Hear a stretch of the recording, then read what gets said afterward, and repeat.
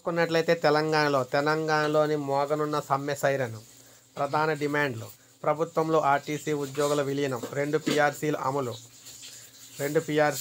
2021 వేతన సవరణ అమలు చేస్తూ ప్రభుత్వ ఉద్యోగులతో సమానంగా వేతనాలు, కండక్టర్లు, డ్రైవర్లు ఉద్యోగ భద్రతపై మార్గదర్శకత్వం, పిఎఫ్, సిసిఎస్ అదేవిధంగా బకాయిలపై మార్గదర్శకాలు, అదేవిధంగా వీటితో పాటు ఆర్టీసీ ఉద్యోగులకు మేనిఫెస్టోలో ఇచ్చిన హామీలు అమలు చేయాలి.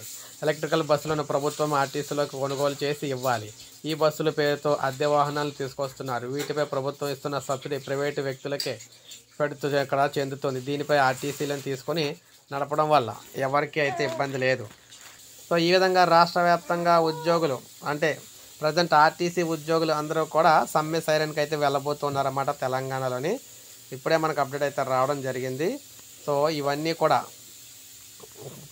ప్రభుత్వం నెరవేర్చకపోతే డిమాండ్లు వీరైతే కంపల్సరీ సైరన్ అయితే సమ్మె సైరన్ చేస్తామని చెప్తున్నారు. సో ఇది మనకి లేటెస్ట్ అప్డేట్ తెలంగాణలోని. ఒక లైక్ చేయండి, సబ్స్క్రైబ్ చేసుకోండి, మన ఛానల్ సబ్స్క్రైబ్ చేసుకోండి.